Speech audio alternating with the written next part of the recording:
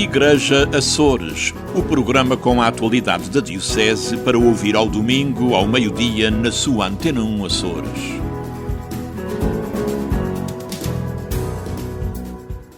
Olá, seja bem-vindo a este Igreja Açores em Domingo de Ramos.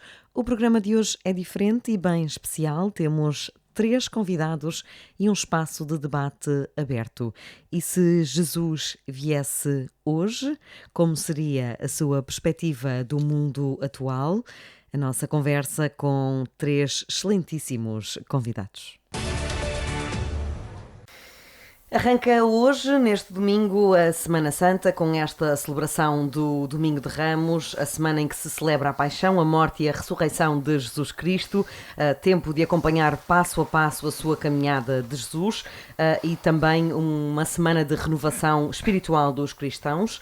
Neste Domingo de Ramos, o contraste não poderia ser maior. Jesus entra em Jerusalém montado num burro, aclamado entre salvas e vivas, e sai de Jerusalém com uma cruz às costas, condenado e apupado. A liturgia do Domingo de Ramos faz bem a separação entre aquilo que é o poder humano e o poder divino. Os homens que têm influência tudo podem, mesmo que seja a maior injustiça.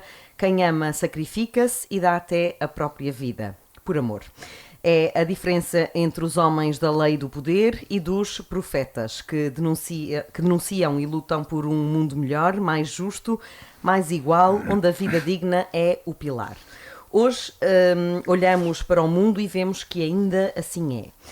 E se Jesus viesse hoje, o que acham que aconteceria? O mote para a nossa conversa a 4.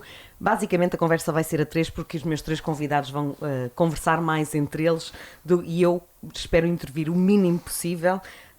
Convidamos um padre, um leigo e um ateu para este programa especial nesta Semana Santa. Começamos pelo padre José Júlio Rocha, que excepcionalmente foi convidado na semana passada deste programa e acho que é a primeira vez em quase 9 anos de Igreja Açores que repetimos um convidado, mas este justificava-se para esta conversa. Repito então o mote desta conversa: se Jesus viesse hoje, o que é que acontecia? Se não fosse detido por falta de visto, ou não fosse ignorado pelo ruído e pelas distrações deste mundo, ou até confundido com um ativista qualquer, qual é que seria a possibilidade de Jesus começar por dizer: esqueçam a religião, só quero que se amem? Padre Júlio. Boa tarde, antes de mais. Boa tarde, Tatiana. Boa tarde aos meus caríssimos acompanhantes nesta tertúlia. Eu ia começar com um poema que faz parte aqui do nosso folclore, das cantigas ao desafio, já não sei quem é que cantou, e que dizia assim: se Jesus voltasse agora ao mundo que seu pai fez, tinha que se ir embora ou era morto outra vez. E portanto é mais ou menos neste mote. Mas eu não queria... Sou a Eliseu, mas não quero... Não sei, já não sei quem é. Mas o certo é que tem a sua razão, quer dizer, Jesus foi sem abrigo. Nasceu em Jerusalém, em Belém, numa gruta porque não havia lugar para ele. Foi refugiado no Egito, fugia para o Egito com medo de Herodes, nunca teve casa, foi sempre um nómada. E, portanto, o que é que Jesus voltaria? Uma das coisas, certamente, que Jesus faria era olhar para a estrutura que é a Igreja hoje e dizer: aonde é que isto foi parar? Certamente uma das coisas que Jesus... se houvesse um lapso, se Jesus tivesse passado esses 2000 anos sem olhar para a Terra, nós os crentes acreditamos que ele vê tudo, e voltasse sem saber o que é que se passou nesses 2000 anos, olhava para isso e disse: mas onde é que isso foi parar? Porque há aquela ideia que nós os cristãos não podemos aceitar certamente, que Jesus pregou o reino dos céus e entretanto os homens é que fizeram a Igreja, sobretudo a começar por São Paulo. Isso é uma teoria que se diz já desde o século XIX, e realmente eu não concordo, mas dado o caminho que a história da Igreja fez, e o facto é que nós, quando falamos de história, falamos quase sempre das coisas más que aconteceram, batalhas. Feliz o povo cuja história dá sono. Portanto, infelizmente a história da Igreja não dá sono, dá para ficar acordado e às vezes sem vontade nenhuma de dormir, com algumas dos dos seus acontecimentos, mas o que é certo é que o que é mau é que vem para a história, mas eu gostava de analisar agora realmente isto. O facto é que a Igreja precisa de ser mais reino de Deus, mais carismática, mais querigmática e menos estruturante, menos estrutura. Precisa urgentemente disso. A estrutura é o alicerce para que floresça a mensagem. E evidentemente que Jesus vai encontrar certamente uma igreja demasiado pesada, demasiado rica na sua história, nos seus templos, nas suas tradições. E Jesus pertencia a uma tradição bíblica que era a tradição dos profetas, o profeta pobre, e não a tradição dos poderosos. Porque essa tradição já vem no Antigo Testamento e na Bíblia afirma-se claramente que o judaísmo, há uma dimensão de judaísmo que é essencialmente poder, litúrgica, que é composta pelos fariseus, pelos doutores da lei, pelos escribas. E há uma tradição profética que já estava apagada quase no tempo de Jesus e que tem dois grandes profetas no Antigo Testamento, do Novo Testamento, que vem na linha dos profetas do Antigo Testamento, que são Jesus Cristo e o próprio João Batista. Ora, um homem que andou sempre na periferia, digamos assim, nas periferias existenciais, se quisermos assim, como diz o Papa Francisco, se regressasse ao mundo de hoje, e se tivesse o poder da palavra e se fosse ouvido, certamente começaria por dentro da Igreja. E certamente havia muitas coisas que ele... quer dizer, havia uma mudança absolutamente radical na história da Igreja, no futuro da Igreja. Certamente seria uma Igreja muito mais de acordo com aquilo que ele foi, e não uma Igreja tão preocupada com a sua própria estrutura. Havia muito mais para dizer sobre isso. E a fé hoje é mais difícil do que há 2000 anos? As circunstâncias são diferentes. Imaginemos na Idade Média as pessoas acreditavam que Deus é que mandava a chuva e por isso rezavam para... A fé hoje é uma coisa mais complexa. É uma coisa que precisa que se abstém cada vez mais de provas, de milagres, de sinais, e é uma dimensão, e entrou numa dimensão muito mais profunda do que era a fé, digamos, antigamente. Hoje, cada vez mais, nós compreendemos a fé não como uma crença em dogmas, nem como o acreditar absolutamente no além e criar uma imagem, às vezes criamos imagens falsas de Deus, mas o acreditar como um gesto de amor, adesão pessoal a Jesus e aos seus valores. Jesus é o meu herói, e se formos à Bíblia, ao Novo Testamento, é exatamente isso que está lá. A fé das pessoas é uma pessoa, é Jesus. Eu tinha aqui mais algumas questões para lhe colocar, mas depois havemos de fazer mais uma ronda de questões. Passo a introduzir o nosso próximo convidado, aliás, seu parceiro de golfe. Ainda não vamos assim aos seus olhos azuis, que já tem conversado aí tanto sem sequer ligar o microfone, mas antes disso vamos introduzir Joel Neto. Joel, obrigada por estares connosco, és uma estreia no nosso programa, ao contrário dos nossos dois colegas de painel. Confessas-te ateu, não acreditas em Deus, mas acreditas nas profecias narradas no Evangelho. Eu poria as coisas de outra maneira. Eu sou um cristão, exatamente como o Padre Júlio definiu agora. Um cristão que acredita no amor, e acredita no poder redentor do amor, e que admira, embora admire outros exemplos, mas admira, não sei se chegaria ao ponto de dizer que Jesus é o meu herói, mas é seguramente um dos meus heróis. Admira irredutivelmente a mensagem de Jesus e o ministério de Jesus. E eu vivo isso, espero que possa dizê-lo com alguma propriedade, no meu dia-a-dia. Tento vivê-lo com os meus falhanços, evidentemente, no meu dia-a-dia e na minha sensibilidade. A música sacra, as leituras religiosas sempre fizeram a estética, a admiração da arte sacra em geral, quer dizer, tudo isso fez sempre parte das minhas inclinações pessoais, desde sempre, independentemente de eu querer ou não crer na vida eterna. Que talvez seja... Isso podia ser, provavelmente, gerar um debate muito mais longo, mas talvez seja uma crença datada. Eu não sei até que ponto é que se pode dizer que a grande maioria dos católicos, inclusive dos clérigos, acreditam na vida eterna standardizada, taxativa e definitiva com que se acreditava na Idade Média, não é? Agora, desculpa, ias fazer uma pergunta. Ia dizer que com essa tua nova definição de ateu, digamos assim... Ou se calhar é uma nova definição de cristão. Pois. não sei se esta questão que tinha preparado para te colocar, e pronto, ainda estás aqui no meio termo, digamos assim, a tua descrença vem de falta de provas ou de decepção? A minha descrença é em primeiro lugar filosófica. Que já percebemos que não é propriamente uma descrença. É uma descrença. Mas repara, é preciso também compreender as coisas à luz das circunstâncias. Eu não sou ateu, católico de educação. Eu sou protestante de educação. E isso faz alguma diferença. Eu sou ateu no sentido que da minha educação cristã. Eu não sou ateu no sentido da educação cristã que porventura a Igreja Católica permite hoje.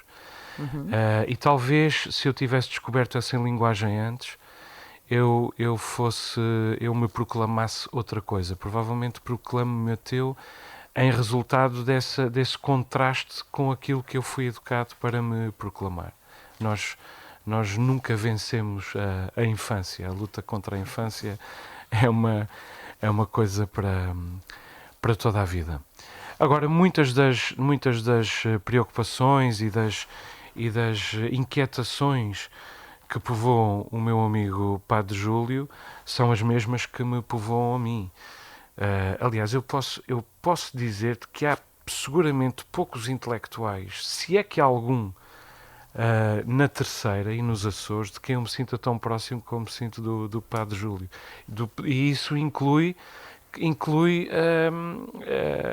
a dimensão filosófica, de sensibilidade, quer dizer, muitas dimensões que evidentemente nós convocamos para o nosso exercício intelectual.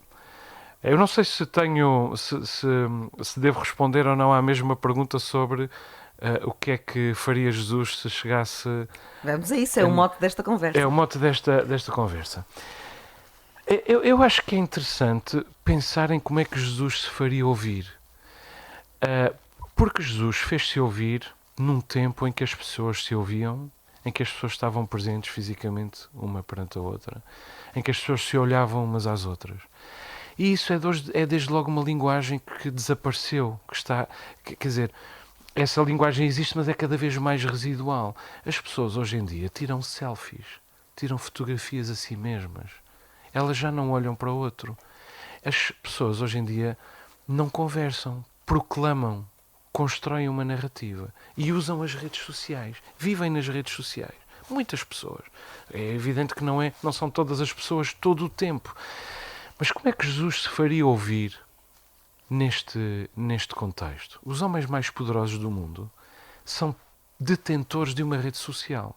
Elon Musk comprou o Twitter. Donald Trump fundou a Truth.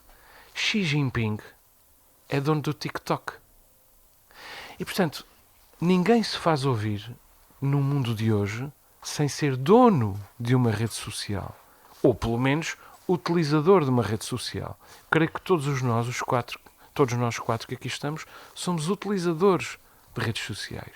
Jesus Cristo far-se-ia representar numa rede social. Teria uma persona numa rede social.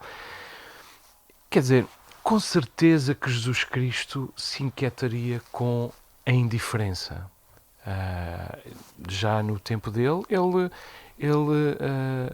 pregou contra a indiferença.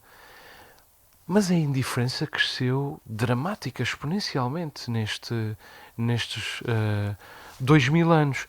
E agora a indiferença veste-se de cinismo. E combater a indiferença, combater o cinismo, num momento de profundo individualismo, mas em que, paradoxalmente, as pessoas nunca se sentiram tão mal com o indivíduo que são. A maior parte das pessoas nunca se sentiram tão impotentes com o indivíduo que constituem. Nunca se sentiram tão dispensadas, tão colocadas de parte no indivíduo que personificam no todo social.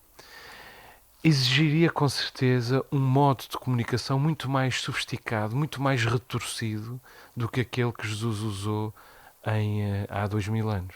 Essa era a minha primeira inquietação. Quer dizer, nós vivemos num tempo de revolta, um tempo em que a raiva, que é totalmente legítima e instrumentalmente positiva, muitas vezes, ao longo da história, está novamente a transformar em ódio. As mesmas pessoas que se tornaram as maiores vítimas do ódio na história, por exemplo, o povo alemão que vitimou 6 milhões de pessoas e mais um número incontável de milhões em toda a Europa, pessoas que subjugaram, tornou-se, em resultado da sua derrota, na maior vítima do Holocausto. Ora, essas mesmas pessoas, neste momento, dão a vitória à extrema-direita em sondagens. O Holocausto foi há 80 anos. Foi anteontem. Quer dizer, a nossa incapacidade de aprender com a história, de aprender com a indiferença, de aprender com a banalidade do mal de que falava a Hannah Arendt de aprender com a falta de autopoliciamento é extremamente perigosa. E eu acho que isso é muito evidente nos Açores do século XXI. Nós vivemos aqui uma histeria coletiva, uma alucinação coletiva de que estamos no paraíso. E, efetivamente, de muitos pontos de vista, uma parte significativa de nós vive no paraíso. Mas uma parte muito significativa de nós vive no inferno. Vive num lugar onde não pode aspirar a ser mais do que aquilo que os seus pais foram. E a outra parte de nós, os confortáveis, a classe média, é totalmente indiferente a isso.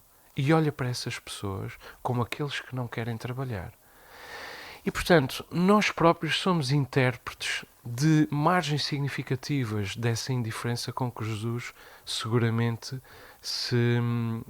contra a qual Jesus seguramente se indignaria. Creio que os Açores são uma pequena cápsula muito útil para entender o século XXI. E que dos Açores se percebe bem aquilo que está a acontecer neste momento, por exemplo, nos Estados Unidos, na Argentina, na Hungria. Felizmente já não está a acontecer na Polónia. A Polónia é um exemplo positivo, mas está a acontecer em Itália e se calhar em breve vai acontecer no único lugar onde é absolutamente paradigmático e irrecusável que aconteça, que é a Alemanha. Joel Neto, muito obrigada pelo seu contributo. Já volto a colocar-lhe mais uma questão. Agora sim, vamos aos nossos olhos azuis desta conversa. Francisco Maduro Dias não é propriamente um estreante. Eu falo muito dos seus olhos azuis porque eles são muito expressivos. E enquanto os seus colegas de painel iam falando, esses olhos iam conversando muito também connosco. Francisco Maduro Dias, como historiador, O Joel fala aqui de uma mensagem que teria que ser passada nos dias de hoje de uma forma muito diferente. O mundo mudou assim tanto, ou estamos a falar de mudanças...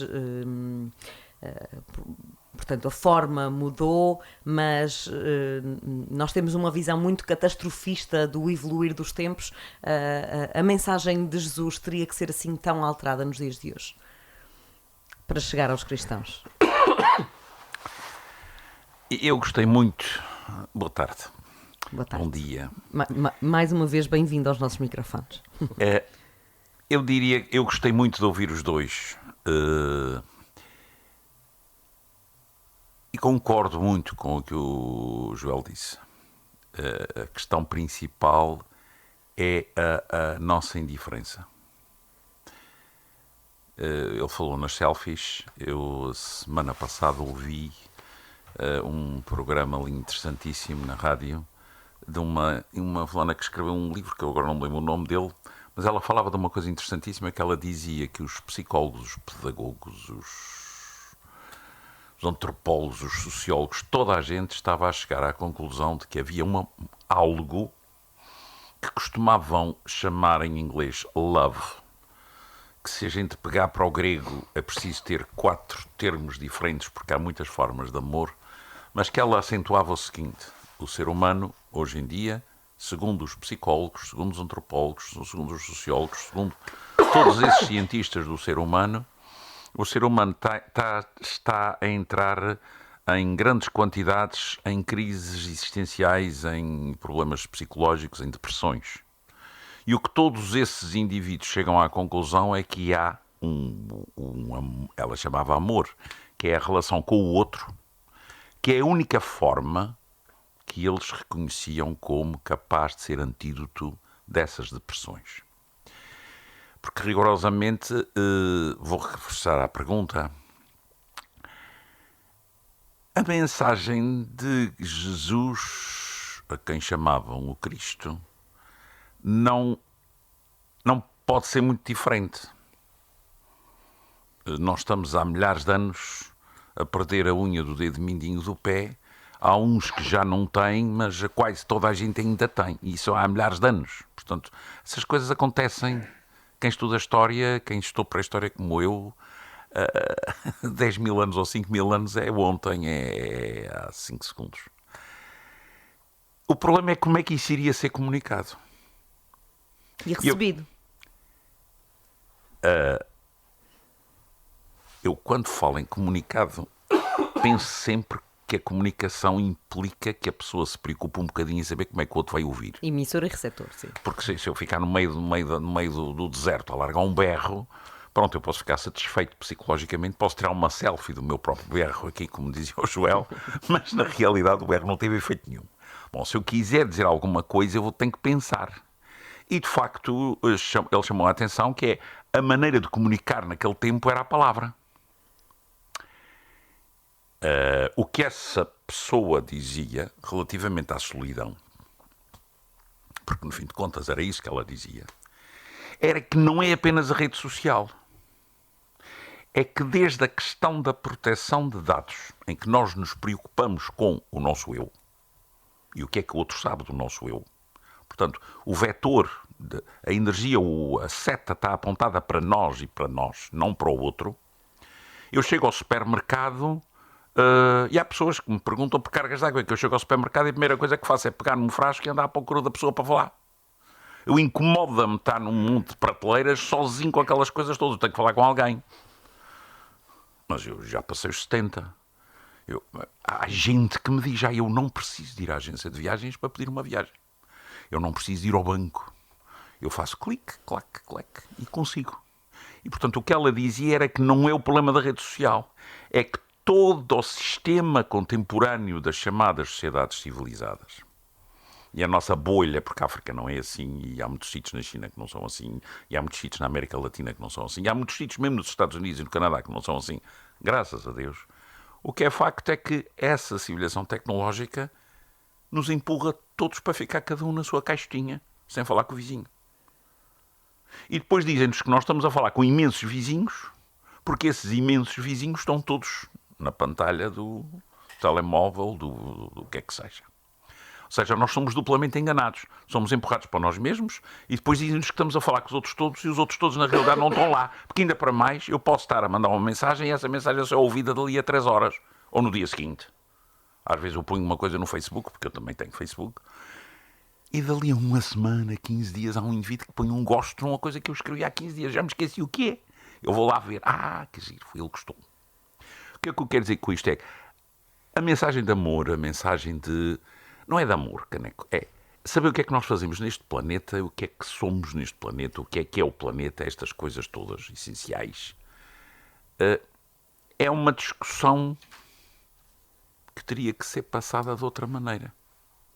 Mas eu vinha para aqui e vinha com esta dúvida. Ou o mundo seria tão indiferente, porque ele iria nascer num cascos de rolha, num gueto, num sítio qualquer que ninguém sabe, não ia aparecer com paragonas, presumo eu, ele iria ser tão irrelevante para os nossos egoísmos que neste momento estão projetados a milhões e milhões e milhões de seres humanos, que ele podia querer ser Deus à vontade, que ninguém se ia preocupar com isso. E por outro lado, se calhar ele iria, para querer infectar de alguma maneira o pensamento. Estava a pensar na Greta, por exemplo. Na Greta Thunberg. Ela já passou irrelevante. Ou seja... Mas qual é a comparação? A comparação, eu pego naquilo que o Padre Júlio estava a falar, que é a nossa construção de Deus, da divindade, do outro, desse Deus, tem muito de semelhante com aquilo que os fariseus e que os outros esperavam e que os judeus da época esperavam. É agora que vais. É agora. No fim de contas, nós estamos aqui a conversar, se calhar pensando nisso mesmo. É agora que vais restaurar o reino. Eu não sei. Temos um Papa Francisco que... Sim, continuamos aqui com o Francisco Maduro Dias. Temos um Papa Francisco que é ele próprio o homem da comunicação, mas também da simplicidade. E ainda assim, nos dias de hoje, e com tudo aquilo que já constatamos nesta conversa, ele faz-se ouvir. É só por ser o líder da Igreja Católica ou é um evangelizador? Ele é um jesuíta. E uma das coisas que eu aprendi quando estudei o bocadinho que estudei dos jesuítas é que os jesuítas tinham uma preocupação enorme. O que é que os outros pensam, como é que os outros são, qual é a escala de valores dos outros e como é que eu posso infectar a escala de valores dos outros com os meus princípios básicos, sem andar a proclamá-los aos ouvidos. Eles, provavelmente mais do que todos os outros, têm uma enorme preocupação com o outro. E o que o Papa Francisco percebeu, tanto quanto eu consigo ver, foi as pessoas tão preocupadas com o planeta. As pessoas tão preocupadas com o que é a sua vida neste planeta. E ele tenta ir aí, semear dúvidas, semear métodos de aproximação a essas realidades e a partir daí depois as pessoas eventualmente chegarão. Porque eu tenho que fazer aqui um cruzamento com outra coisa. Há uma coisa que eu acho muito interessante, eu estava a ouvir o Joel acerca da educação dele, porque eu sei por onde é que ele andou um bocadinho. E, portanto, efetivamente os pensamentos são diferentes. Um dos problemas da Igreja Católica é tentar estar no meio. Porque é muito fácil ser eu não vou dizer extremista, mas é muito fácil ter um lado. Agora, tentar ser o espaço de união, o espaço central, o lugar onde as coisas se encontram, etc., é muito complicado. Por isso é que há uma enorme quantidade de heresias, porque as heresias são sempre puxa para um lado, puxa para o outro, puxa para um lado, puxa para o outro. Eu diria que o Papa Francisco tentou, podem fazer a crítica, dizer que ele deu um salto para a frente. Ele não deu um salto para a frente. Ele juntou o espírito franciscanismo, juntou a simplicidade de Cristo, juntou uma quantidade de coisas. Mas, sobretudo, só um jesuíta era capaz de ter essa capacidade de saltar para o lado de lá e dizer: o problema não está no que eu sei. O problema está o que é que está na cabeça deles e como é que eu consigo fazer com que eles venham até mim.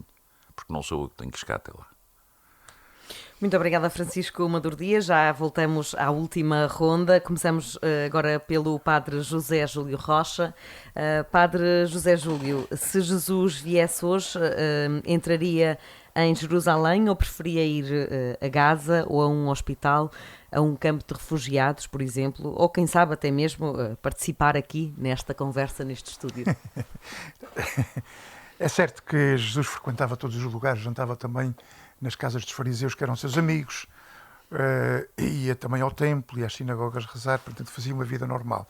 Agora não vamos ficar à espera, se quisermos encontrar Jesus, onde é que ele estaria entre o Porto de São Mateus e a Catedral de Angra, não era na sacristia da Catedral que o íamos ver de certeza, a cumprir a sua missão e a anunciar o reino dos céus. Aliás, os fariseus muitas vezes iam ao encontro de Jesus, à procura de Jesus, e encontravam-no com prostitutas, com pecadores, com publicanos, tal como naquela história, a mais bela história sobre Deus que eu conheço, que é... Gente do RSI. Também. Temos arranjamentos, exatamente. E era exatamente nesses lugares que nós...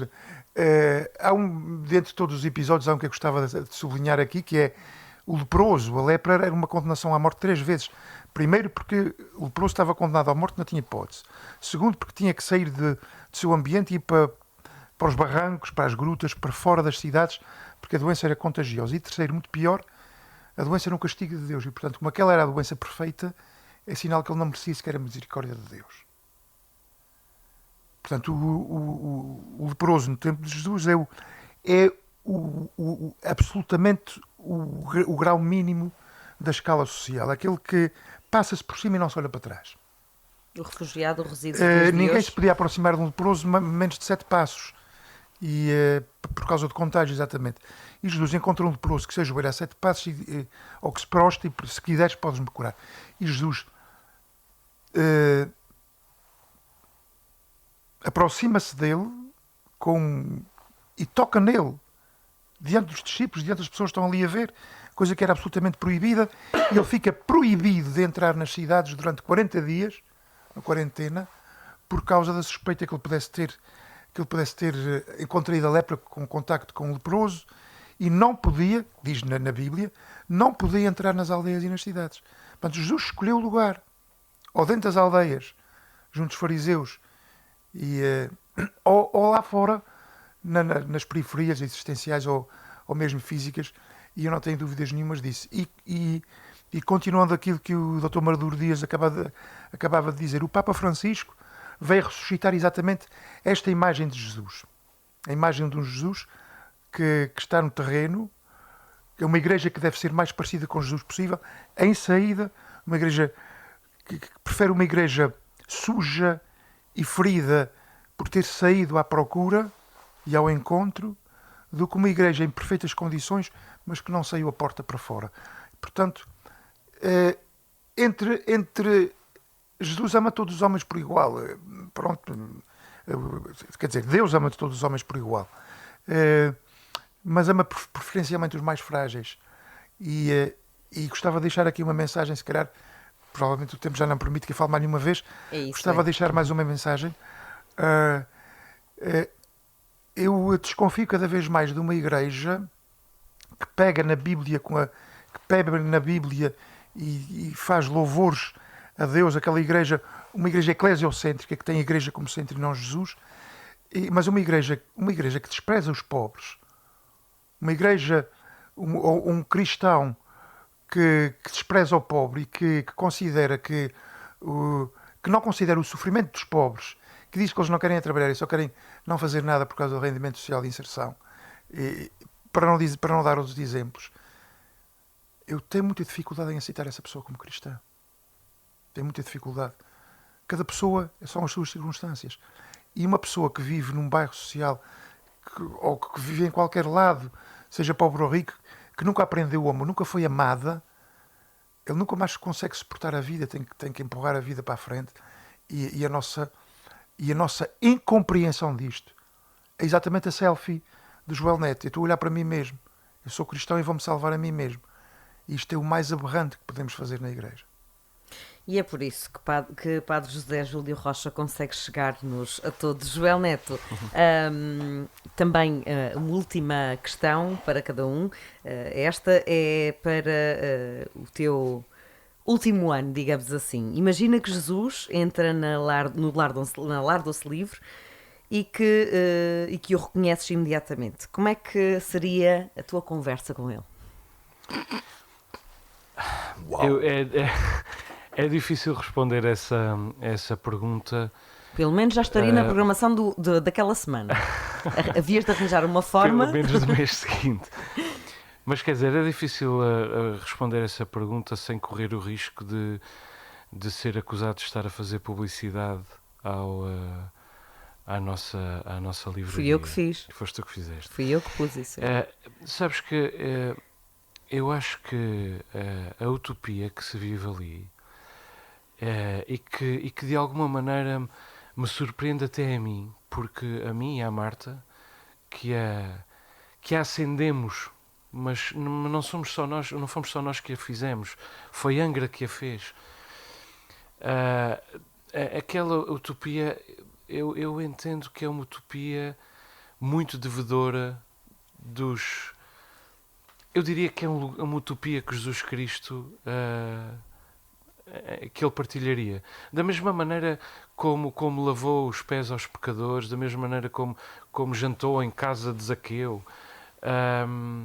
Eu acho que ele far-nos-ia essa visita a nós pecadores, grandes pecadores, que ali nos reunimos com uma ilusão, que é que o mundo seja, ao final daquele dia, um nadinha menos mau do que era nessa manhã. E que seja, ao final daquele dia, um nadinha melhor do que era nessa manhã. Porque o mundo é bom e é mau. O mundo tem coisas extraordinárias e tem coisas deploráveis. Simplesmente nós vivemos num momento de desenvolvimento civilizacional em que aquilo que somos instados intelectualmente ou compassivamente a abordar é o mal. Nós podemos ignorar o mal, tivemos de ignorar o mal durante muitos séculos e ainda podemos ignorar o mal durante mais alguns. Disfarçar, como se houvesse uma bondade no facto de ignorarmos o mal. Mas nós chegamos ao século XXI com tanto dinheiro, com tantos recursos, com tanto tempo de vida. Nós há 200 anos vivíamos menos de metade do que vivemos agora. Portanto, nós temos muito tempo, nós temos muita cultura, muita educação, muitas leituras, acesso a muitas coisas. E se nós não usarmos este desenvolvimento civilizacional, esse salto quântico que no tempo histórico estes 200 últimos anos representam, se nós não usamos para dirimir a maldade, a iniquidade, a injustiça e, em especial, a desigualdade entre os homens, que é, no fundo, o epítome de todas as outras, nós não fizemos nada. Nós estamos no mesmo ponto. E eu acho que é o que se vive naquele pequeno lugar, que é um projeto económico que sustenta 10 pessoas, com o qual nunca ninguém vai ficar rico, porque se trata de sustentar 10 famílias a vender livros e pouco mais. Quer dizer, não há ilusões, é um esforço, mas quer dizer, o que se vive ali é, antes disso tudo, uma utopia. E é uma utopia em defesa de um mundo melhor. Quer dizer, depois se o mundo melhor, se todos nós concordamos sobre o que é um mundo melhor em absoluto, é claro que não. Se todos nós concordamos com qual é o caminho para um mundo melhor em absoluto, em todas as encruzilhadas vira-se no mesmo sítio, não, nós não concordamos. Mas nós concordamos numa coisa, que é o único caminho é a compaixão. Como dirá um ateu, o único caminho é o amor. Como dirá um cristão, e como poderá dizer um ateu também, o único caminho é o amor. E é o passo seguinte a dar no século XXI, no tempo da riqueza como nunca tivemos, no tempo da saúde, no tempo das expectativa de vida como nunca tivemos, e que não estamos a dar. Pelo contrário, João, estamos a dar posso interromper passos só? atrás. Porque a pergunta que a Tatiana lhe fez-me vir uma coisa. Imagine que outra vez que Jesus entra. E eu fiquei aqui a pensar, mas que Qual era a mesa redonda que ele ia criar, não é? que pergunta é que Joel faria a Jesus? Isso é que não só para provocar. Não. Senhores, vamos a isso. Talvez Estamos fizesse, a acabar o nosso tempo. Talvez então. fizesse a pergunta: 2000 anos e estamos aqui. Alguma coisa falhou nesta mensagem? Vamos a isso. Francisco Maduro Dias. Eu acho que não falhou. Eu acho é que nós, graças a Deus, somos seres humanos inquietos e irrequietos e chatos. Eu aprendi uma coisa que me ajudou bastante. O mundo é amoral. Nós é que criamos uma moral e uma ética. O mundo é lógico. Cai uma pedra, o gato morre. Epá, problema dele. Não é problema nenhum. Caiu a pedra. E a pedra caiu porque existe força da gravidade. Eu aprendi quando estudei um bocadinho de biologia, e hoje em dia acho uma pena as pessoas não fazerem essas comparações mais vezes, porque estudam muito mais biologia do que eu estudei, que a selva do Rio de Janeiro é praticamente igual à selva da Amazónia, que o que se passa no mar é exatamente o que se passa em terra. São uma quantidade de seres que ocupam espaço, que competem por usar espaço, que competem por recursos, que competem e que brigam. O mundo contemporâneo está muito, muito material. Isso é verdade. Mas não estará mais material do que estava na época de Jesus. Nós é que queríamos estar não no século XXI, mas queríamos estar no século 53. Eu continuo a achar, da mesma maneira, há bocadinho antes em off, falávamos do meu querido movimento da igreja que é o Oásis, e ele falava da sua utopia. Os gregos criaram a utopia 500 anos, 1000 anos antes de Cristo. Portanto, a gente precisa da luz ao fundo do túnel. E a mensagem de Jesus é a luz ao fundo do túnel. Nós temos é que saber o que é que cada um pode fazer um bocadinho, não ficar a chorar e, sobretudo, ser inclusivo. Irrita-me que quando a gente pensa, e meu pai dizia muitas vezes, não há justiça a favor do pobre, do rico ou do remediado. Há justiça. E no momento em que tu olhas para o outro e vês o outro um ser igual a ti. Aliás, nós vemos numa Ilha Terceira, mas vemos na Ilha Terceira, eu pelo menos, que é muito importante para isso. Eu posso ter um carro melhor do que o do meu vizinho. Mas o meu vizinho aceita que eu tenho um carro melhor do que ele. Só o que não aceita é que eu atire à cara dele que eu tenho dinheiro suficiente para ter um carro melhor e ele não tem dinheiro para ter um carro igual. Aí, quando eu marco a minha desigualdade, é que ele fica furioso. E isso é uma coisa muito interessante. Nós aceitamos que haja diferenças nas coisas, não aceitamos é que haja diferenças entre nós. Isto marca o nosso Espírito Santo, marca as nossas tradições, marca as nossas relações. Isso é uma humanidade dentro da utopia dele, da compaixão. Eu não gosto tanto de compaixão, desculpa, eu gosto mais de amor, porque a compaixão é eu estou acima e tu estás, meu caro. O amor, para mim, a compaixão é isso. Pronto, cada um tem o seu ponto. Etimologicamente tem algumas diferenças. O amor, para mim, é eu, pura e simplesmente, não é aceito. Eu entendo e vejo aquele outro ser que está diante de mim como um sujeito de dignidade tão grande como eu. Ele não tem o direito de me encravar para baixo, eu não tenho o direito de o empurrar, mas não é um problema de direito. É um problema de nós estarmos em igualdade, independentemente do que provavelmente possamos ter. Agora, vivemos num mundo em que o telemóvel faz a diferença, em que o carro faz a diferença. E aí sim, mas já Cristo tinha razão. Porque é tudo o que ele dizia, como a gente continua a dizer agora. O problema é quantos de nós é que conseguem realmente exercitar isso. Muito obrigada aos três. Tenho a certeza que esteve aqui connosco. Tenho a certeza que está sempre na utopia da Lar Doce Livro. Muito obrigada por terem vindo, por terem aceito este convite. Claro que esta conversa teria que ter o dobro ou o triplo do tempo de antena, porque com tão ilustres convidados isto daria pano para mangas. Mais uma vez, obrigada por terem vindo e aos nossos ouvintes uma excelente Semana Santa. Nós estamos de regresso na próxima semana.